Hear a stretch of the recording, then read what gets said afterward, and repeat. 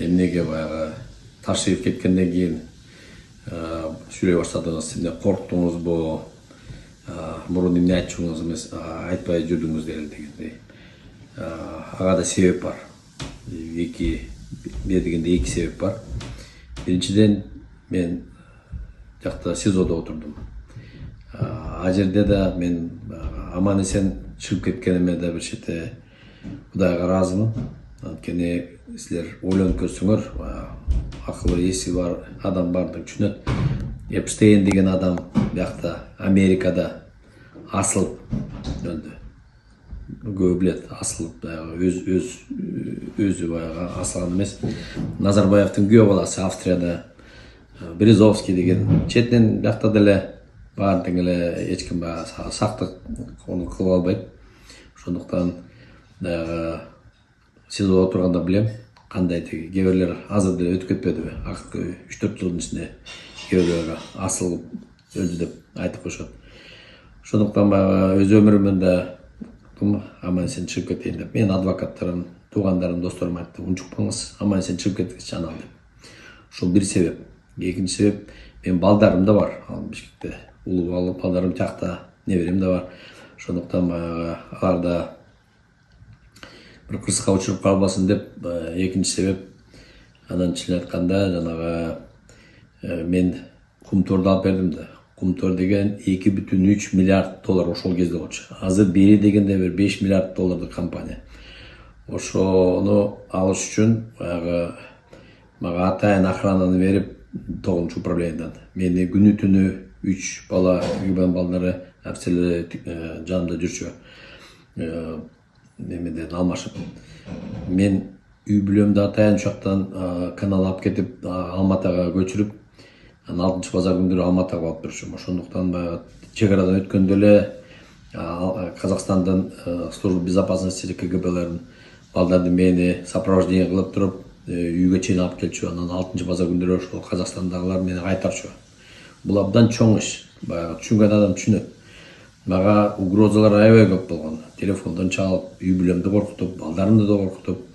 Анткени Кумтордо коррупция деген абдан чоң. Абдан чоң, аны да четине айтып берем. Кандай кимиси канча урдап аткан, кимиси канчадан сатчу. Бул чоң абдан иш. Ошону коркпой, эркекче Кудай жардам берсин деп, ошону жасадым. Ошондо Ташиев да эч ким жардам берген жок. Мага канча кайрылдым. Жардам бергиле, мен жалгыз бардым, ошону тазалагайм деп. Эми кийин болсо үйдө тамаша арест дегенде үйдө отурганда ошондо кетердин алдында, соттун алдында кезиккенбиз. Баарыбыз ошол жерде чогулуп, президент болуп. Ошол кезде мен көбүн түшүнүп калдым. Тиги Зулушев кайрылы мына 17 эпизод бар, сизди мончадан күнөөлөп атат деп. Бир эпизоддо бир мына момчеди божон акча чыкты, же бирөөлөр телефондон мына сураныптыр, же сиз сураптырсыңар, же сиздин атыңыздан бирөө кайрылыптыр деген эчтеке жок. Бир факт да жок. Алар билет мен таза экенимди. Анан ошондо Ташиев өзү айтып калды. Аябай издесек бирдеме таппакпыз депчи. 18 ай мени издеп эчтеке тапкан жок. Анан айла жок, болупту дедим. Анда мен кетейин, бирок болбой эле штраф салдыртып, ошондо да сотту өткөрүп, тиги обвинение кылып, ошентип эптеп чыгып кеттим. Азыр болсо мына Кумторду мен жөнүндө бир сөз да жок. Кумторду мен алдым, тиги алдым деген кишилер көп эле чыгып атат. Кумторго медалдар бергендер да бар. Эчтеке жасаган эмес алар. Мен билем, башынан аягына чейин мен туруп бердим. Кайсы юристтер менен эмне иштеген, Акаевди эмнеге алып келдим, ал ой кандай мага келди, ошонун баарын айтып берем.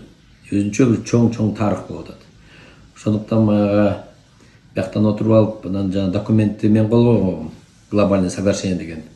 Ошо каналисттер менен мамлекеттин атынан Акылбек Жапаров, мен Кумтордун атынан кол койгом, Центрдин ордунан президентти койгон.